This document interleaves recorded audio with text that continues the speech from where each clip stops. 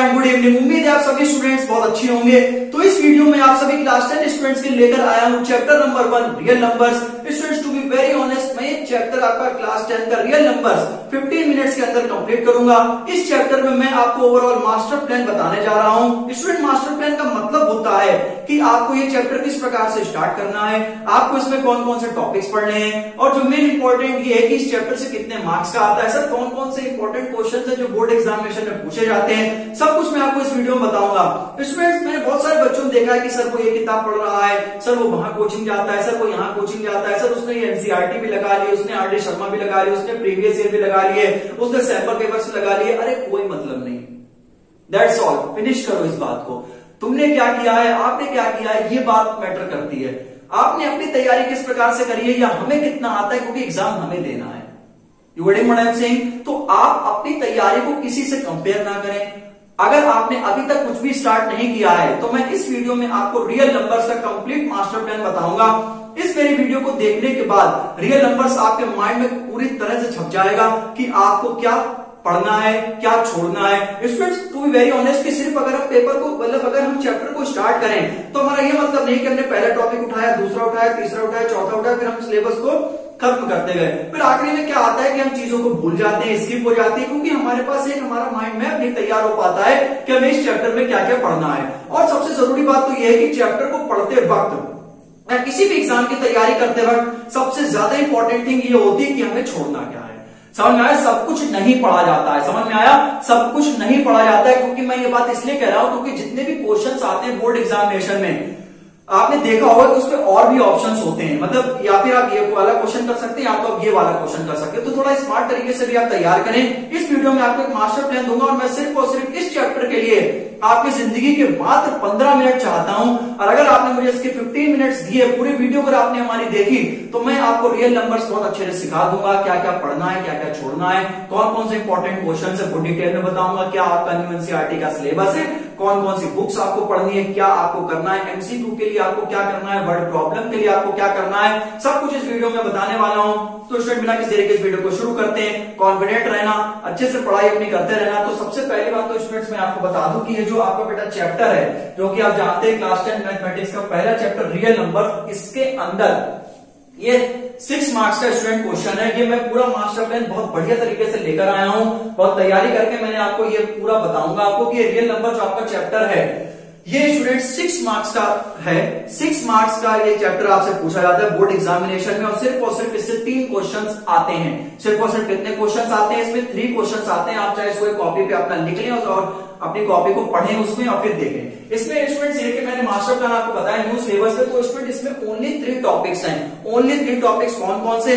Fundamental theorem of arithmetic, HCF and LCM और proof of irrationality. I repeat again कि मतलब कहने का यह है कि सबसे पहले तो इसमें क्या है?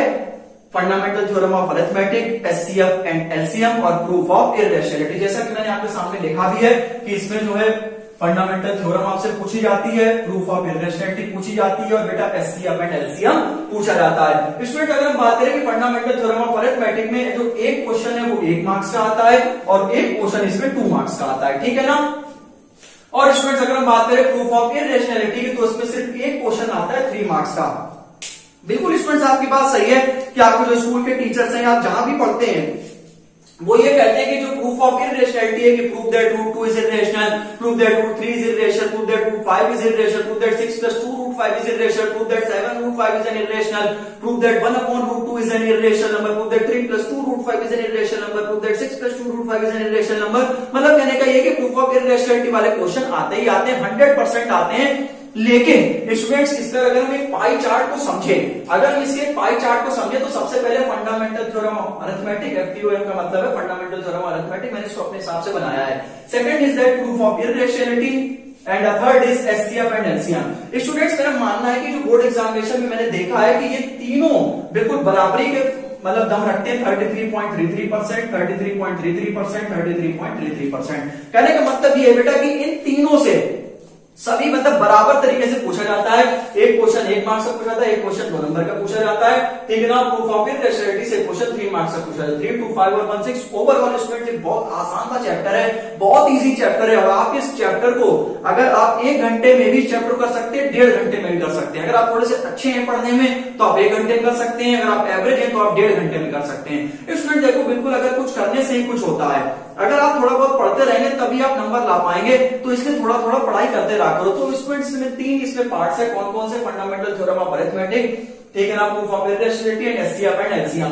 तो स्टूडेंट्स ये पूरा 33.33% आता है। बिल्कुल वीडियो में बने रहें। अभी हम आपको क्वेश्चंस भी बताएंगे, कौन कौन से क्वेश्चंस पूछे जाते हैं, ऐसे ओरली बता देंगे, याद है आपको, ठीक। अब स्टूडेंट्स हम बात करते हैं कि इसमें टॉपिक्स कौन कौन से हैं। तो इसमें आपको सबसे पहले प्राइम नंबर्स पढ़ना है, जो कि आप बेसिकली 6-7 क्लास से पढ़ते आ रहे हैं। कंपोजिट नंबर भी आप पढ़ते हुए चले आ रहे हैं, ठीक है ना। उसके बाद एचसीएफ और एलसीएम फॉर 2 नंबर्स, ठीक है ना। Fundamental theorem of arithmetic, word problems related to HCF and LCM and the proof of irrationality. ये तो क्वेश्चन स्टूडेंट मैं खुद कह रहा हूं लिख के, आना ही आना है। लेकिन इस चैप्टर में स्टूडेंट्स अब बारी आती है हमें क्या छोड़ना है। स्टूडेंट टू वेरी ऑनेस्ट अगर क्या है कि इसमें ये वाला जो चैप्टर है इसमें कुछ भी छोड़ने लायक है नहीं, क्योंकि ये चैप्टर अपने आप में इतना ज्यादा आसान है कि आप इस चैप्टर को अगर आप सही से पढ़ भी लगे, बताओ कि प्राइम नंबर क्या तुम्हें नहीं आता है क्या? बताओ 6-7 क्लास से आप पढ़ते चले आ रहे हो ना। कंपोजिट नंबर भी आपको आता ही है, एचसीएफ और एलसीएम फॉर 2 नंबर्स, ठीक है ना। उसके बाद फंडामेंटल थ्योरम अरिथमेटिक के थोड़ा सा देख लेना, word problems related to HCF and LCM और प्रूफ ऑफ इरेशनैलिटी। स्टूडेंट मतलब ये है कि अगर हम इसके पाई चार्ट को समझे तो इक्वल वेटेज रखते हैं ये चैप्टर। ये वाला जो मतलब इक्वल वेटेज है, क्योंकि इसमें सभी से 33.33% आता है, कभी ये आ जाता है तो कभी ये आ जाता है। लेकिन अगर मैं पेपर लीक की बात करूं आपके सामने तो इससे क्वेश्चन स्टूडेंट जरूर आएगा, प्रूफ ऑफ इरेशनैलिटी से। अब स्टूडेंट्स हम बात करते हैं, जैसा कि मैंने आपको बताया है कि रूट वाले क्वेश्चन मैंने आपको बताया, एक आपको एचसीएफ और एलसीएम का रिलेशन होता है, HCF into LCM is equal to a into b, ठीक है ना। कि अगर आपको 2 नंबर्स दे दिए जाते हैं, मान लो 3:4 दे दिया जाता है और एलसीएम मान लीजिए 180 दे दिया जाता है, तो फाइंड द 2 नंबर्स। तो ठीक है, तो रेशियो वाले क्वेश्चन भी आपसे पूछे जा सकते हैं। एनसीईआरटी में कई सारे सवाल हैं। एचसीएफ अगर आपको मान लीजिए अगर आपको एचसीएफ दे रखा है 2 नंबर्स का, तो फिर आपसे एलसीएम पूछा गया है, तो HCF into LCM equal to a into b से आप निकाल सकते हैं। नोट करे रहना, लिखे रहना। एनसीईआरटी में भी क्वेश्चन है कि अगर एचसीएफ मान लीजिए आपको वो जो 306 और 657 दे रखा है, एचसीएफ शायद 9 दे रखा है, ऐसे कुछ करके, ठीक है ना। तो उसका हमें एलसीएम बताना है, तो HCF into LCM equal to a into b वाला लगा देना, या 12, 15, 18 का एलसीएम और एचसीएफ निकालो, फिर वेरीफाई करो, ठीक है ना। तो वेरीफाई करते वक्त HCF into LCM equal to a into b, तो वेरीफाई वाले क्वेश्चन भी पूछे जा सकते हैं। लिखे रहने क्वेश्चन को आपके एनसीईआरटी में भी, और थोड़े साइड बुक से भी क्वेश्चन को लगा लेना। कौन कौन से लगाने? प्रूफ ऑफ इरेशनैलिटी वाले सुनो, थोड़ा फास्ट बोल रहे हैं। रूट वाले लगा लेना, 1/√2 स्पेशल केस है ये वाला लगा लेना, 3+2√5 इज रिलेशन वाले लगा लेना। HCF into LCM is equal to a into b से रिलेशन याद कर लेना। एमसीक्यू में ये फॉर्मूला आपसे पूछा जा सकता है, ठीक है ना। उसके बाद अगर आपको या तो एचसीएफ दे रखा होगा एलसीएम निकालना है, या एलसीएम दे रखा होगा एचसीएफ निकालना है। एक क्वेश्चन स्टूडेंट्स और है कि प्रूव दैट कि चेक वेदर 6 की power n can and with digit 0 और नॉट, ठीक है ना। क्या 6 की पावर n कभी 0 पर खत्म होगा या नहीं? इसके लिए आपको एक कंडीशन हमेशा के लिए याद रखनी है कि अगर कोई नंबर 0 पर खत्म होगा तो उसके लिए क्या कंडीशन होनी चाहिए? It can be written as q equal to 2 की पावर m इंटू 5 की पावर n। ये क्वेश्चन आप याद कर देना। अगर मान लीजिए आपके पास नंबर्स दे रखे गए होंगे, 3 नंबर्स आपके सामने दे रखे गए हैं, तो वो कुछ रिमाइंडर्स को छोड़ते हैं, ठीक है ना। तो रिमाइंडर जिसमें रिमाइंडर बचता है वो क्वेश्चन भी आप प्रैक्टिस कर लेना, ठीक है ना। अब स्टूडेंट्स बारी आती है, तो मैंने आपको लगभग सारे क्वेश्चन बता दिए हैं। अब अगर हम बात करें student word problems related to HCF and LCM, तो अगर देखा जाए कि एनसीईआरटी में सिर्फ एक क्वेश्चन है, तो स्टूडेंट वर्ड प्रॉब्लम्स कोई बहुत ज्यादा कठिन नहीं होते हैं। इसमें सिर्फ और सिर्फ आपको ये पता लगाना है, वर्ड प्रॉब्लम मैंने लिख भी दिया है, या तो एचसीएफ या फिर एलसीएम। तो सबसे पहले तो स्टूडेंट्स आपको ये बात ध्यान रखनी है कि जब भी आप वर्ड प्रॉब्लम पढ़ें, या तो एचसीएफ निकाला जाएगा या तो एलसीएम निकाला जाएगा। एचसीएफ का मतलब क्या है? Product of smallest power. LCM का मतलब क्या है? Product of greatest power. तो बस आपको वर्ड प्रॉब्लम्स में ये बात बहुत अच्छे से ध्यान रखनी है कि हमें एलसीएम निकालना है, हमें एचसीएफ निकालना है। भले कुछ 6 से 7 लाइन के क्वेश्चंस होते हैं, लेकिन जो उनका आंसर है वो स्टूडेंट्स ज्यादा से ज्यादा 3 से 4 लाइन में हो जाता है, इससे ज्यादा नहीं होता है। तो स्टूडेंट्स आप इस बात को समझें। तो स्टूडेंट मैंने आपको बता दिया कि इस चैप्टर से आपको क्या पढ़ना है, छोड़ना है इसमें कुछ भी नहीं, क्योंकि बेहद ही आसान है। 10-10 मिनट में चैप्टर हो जाए। कंपोजिट नंबर की बात करें तो जैसे 7 into 6 into 5 into 4 into 3 into 2 into 1 + 1 आपको कंपोजिट नंबर प्रूव करना है। वो 13 वाला क्वेश्चन है जो कॉमन ले लेते हैं, तो ऐसे करके आप वो वाले क्वेश्चंस भी आप देख लेना। 2 नंबर्स दे रखे गए हैं, रेशियो में उनका एलसीएम कुछ दे रखा है तो आपको एलसीएम निकालना है। 2 नंबर रेशियो दे रखे तो उनके मल्टीप्लाई कर दो। जैसे मान लो 4 और 3 दे रखे हैं तो 4 into 3 4 3 जा 12x, ठीक है ना। 12x मान लीजिए अगर उधर कुछ भी दे रखा है 120 दे रखा है तो 12x इक्वल टू 120, x की वैल्यू जितनी भी आ जाए 10 आ जाए, ठीक है ना। तो ऐसे मैंने आपको वो क्वेश्चन भी समझा दिया है। अब एलसीएम निकाला जाए, एचसीएफ निकाला जाए, वर्ड प्रॉब्लम में आप पढ़ना उसको कि कब एचसीएफ निकाला जाएगा, कब एलसीएम निकाला जाएगा। स्टूडेंट्स मैंने भी अपने YouTube चैनल पर एजुकेशन जंक्शन अमरीश शर्मा पर बहुत सारी वीडियोस क्लास 10 के ऊपर बना रखी हैं, जिसमें कि मैंने आपको रियल नंबर्स के मैंने लगभग सभी चैप्टर्स से बहुत अच्छे क्वेश्चंस करा रखे हैं। बहुत उन सभी वीडियोस का लिंक भी आपको इसमें मिलेगा, आप चाहे तो उनको भी फॉलो कर सकते हैं। मैंने भी real number complete chapter YouTube पर पढ़ाया और इसमें मैंने एनसीईआरटी का प्रत्येक सवाल करवाया, एक एक सवाल मैंने उसमें ऑलमोस्ट कराने की कोशिश करी, बहुत अच्छे से समझाया, आप उसको भी देख सकते हैं। और दूसरी चीज तो ये कि आप 10 जगह पर ना भटके, आप एक टीचर को फॉलो करें, जो भी एक एक्सपीरियंस टीचर होता है जिसके पास अनुभव होता है वो कभी आपको गलत नहीं बताएगा। या मेरा मानना है कोई भी टीचर है वो आपको गलत कभी नहीं बताएगा। अब स्टूडेंट्स हम आते हैं किताब पर कि आपको कौन सी किताब पढ़नी है। स्टूडेंट्स ये मंथ चल रहा है अक्टूबर, मैं अक्टूबर से मास्टर प्लान लेकर आया हूं कि अभी आपके पास थोड़ा बहुत टाइम है। तो सबसे पहले चाहे आप स्टैंडर्ड के हो बेटा चाहे बेसिक के हो, चाहे आप बेटा स्टैंडर्ड के हो चाहे आप बेसिक के हो, आप बेटा सबसे पहले तो एनसीईआरटी कवर कर लें, national council of education research and training. सबसे पहले 10 बुक के पीछे मत भागो, आरडीआरएस के पीछे मत भागो, अभी भी टाइम है। सबसे पहले एनसीईआरटी का प्रत्येक सवाल विद एग्जांपल लगाओ।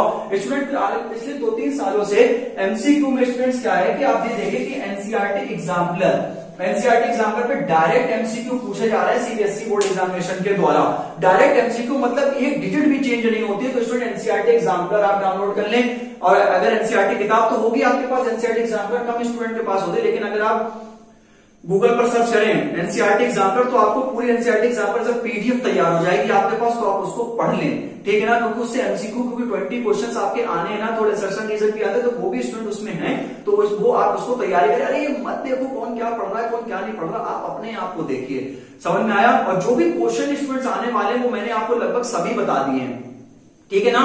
वो क्योंकि मुझे पहले से वो क्वेश्चन याद है, मुझे पता है यही क्वेश्चन आएगा। बाकी कुछ क्वेश्चन ऐसे भी होते हैं जो आने ही आने होते हैं पेपर में, ठीक है ना। जैसे मैंने आपको बता दिया कि रूट वाला क्वेश्चन आना ही आना है, ठीक है ना, एचसीएफ इंटू एलसीएम वाले, क्योंकि ये चैप्टर इतना बढ़िया है जिससे आपको मतलब कम समय में आप इसमें ज्यादा चीजों को सीख सकते हैं। और इसमें मैंने आपको बताया कि अगर आप कोई भी चैप्टर अगर आप तैयार करते हैं तो उसका माइंड मैप बनाओ चैप्टर का, कि उस चैप्टर में अच्छा प्राइम नंबर है, कंपोजिट नंबर है। क्योंकि जब मेरे पास एक स्ट्रक्चर तैयार होगा, तब जाके हम उस चैप्टर को अच्छे से सीख सकेंगे। ये स्टूडेंट्स अगर आप चाहें तो इसका स्क्रीनशॉट आप ले सकते हैं, आप अपनी कॉपी पे इसको नोट कर सकते हैं। आप सिर्फ रियल नंबर्स ही नहीं, आगे आने वाले आपके जितने भी चैप्टर्स हैं, मैथ हो गया, साइंस हो गया, या इवन दैट कोई सा भी सब्जेक्ट हो गया, तो उसमें आप स्टूडेंट सबसे पहले तो ये देखें कि हमें पढ़ना क्या है ना। तो उसमें आप ये देख लें कि टॉपिक अगर हमारे पास है, तो जब आपके पास एक स्ट्रक्चर, आपके पास एक पिक्चर तैयार होगी, आप तभी जाके पढ़ पाएंगे। नहीं तो फिर आप जो है कि प्राइम नंबर पढ़े, अब आपको पता ही नहीं है इसके बाद कौन सा टॉपिक है, फिर कंपोजिट का अच्छा इसके बाद कंपोजिट भी होता है। तो मतलब ये है कि आप जो है पहले पूरा रोड मैप आप तैयार कर लें। तो मैंने आपको इस चैप्टर में पूरा माइंड मैप सीरीज आपको बताई, इस चैप्टर में छोड़ने लायक बेटा कुछ नहीं, 3 क्वेश्चन आते हैं। आई होप स्टूडेंट्स अगर आप इतना कर लें, क्योंकि मैंने आपको बताया जो वर्ड प्रॉब्लम है इसमें थोड़ी सी बच्चों को दिक्कत होती है। एक सवाल सिर्फ और सिर्फ एनसीईआरटी में है, आप स्टूडेंट 3 से 4 क्वेश्चंस आप साइड बुक्स में देख लें, नेट से आप देख लें। और स्टूडेंट बस उस वर्ड प्रॉब्लम बेटा इतना ही करना होता है, क्या आपको एलसीएम निकालना है उस केस में, या फिर आपको क्या निकालना है, एचसीएफ निकालना है। बस इसमें यही करा जाता है, बहुत आसान सा चैप्टर है, पढ़ के जाना। 6 की पावर है, अगर अपॉन में भी कुछ हो सकता है, 12 हो सकता है, 18 हो सकता है, इवन दैट कुछ भी हो सकता है। लेकिन अगर कोई भी नंबर 0 पर खत्म होगा तो इसका मतलब है कि उसके पास 2 और 5 बोथ क्या होंगे, प्राइम फैक्टर्स होंगे। प्रूफ ऑफ इरेशनैबिलिटी वाले पढ़ लो कि कैसे उसमें लैंग्वेज लिखी जाती है, कैसे रेशनल मानते हैं, फिर कॉन्ट्राडिक्शन होता है कि डिविजिबिलिटी होती है उसमें। मतलब आप ये ध्यान में रखकर चलो कि हमें उसमें प्रॉपर लैंग्वेज क्या लिखनी है, फिर उसमें ट्रांसपोजिंग जो भी होती है XYZ आप उसको देख लें। HCF into LCM equal to A into B वाला देख लें, इसमें वेरीफाई भी किया जाता है, तो दोनों तरफ से आप इस क्वेश्चन को देख लें। अगर एचसीएफ दे रखा है एलसीएम निकालो, या एलसीएम दे रखा है तो एचसीएफ निकालो। एक क्वांटिटी आपसे पूछा है, जो बड़ा वाला नंबर होता है उसे A माना जाता है, छोटा वाला नंबर होता है उसे B माना जाता है। तो ऐसे करके आप इस क्वेश्चन को बेटा तैयार करें, लगाएं, क्योंकि लगाने से मैथ किसी की नहीं होती, अगर आप लगाएंगे तभी आपको समझ में आएगा, तभी आपका हाथ रवा होगा उस पर। तो स्टूडेंट्स आई होप मैंने इसमें आपको बहुत हल्के हाथ से चीजों को समझाने का प्रयास किया है। ये master plan student real number का मैं लेकर आया, क्लास 10 का फर्स्ट चैप्टर है मैथमेटिक्स का। ऐसे ही मास्टर प्लान 15 से 20 मिनट में मैं आपको पूरी किताब का एक मास्टर प्लान तैयार करके दूंगा, जिसमें आपको कौन कौन से टॉपिक्स को छोड़ना है, कौन कौन से टॉपिक्स को आपको करना है, क्या क्वेश्चंस आपसे पूछे जाते हैं, वो भी मैं आपको लिख के दूंगा अपने हाथ से। तो स्टूडेंट्स इस वीडियो में इतना ही। अगर वीडियो अच्छी लगी हो तो स्टूडेंट प्लीज वीडियो को लाइक करें, एक प्यारा सा कमेंट छोड़ें, जिससे मुझे मोटिवेशन मिल सके। तो मिलता हूं नेक्स्ट वीडियो, तब तक अपना ध्यान रखें, टेक केयर, जय हिंद, जय Bharat, bye bye and love you all. बच्चों खूब पढ़ो and God bless all of you.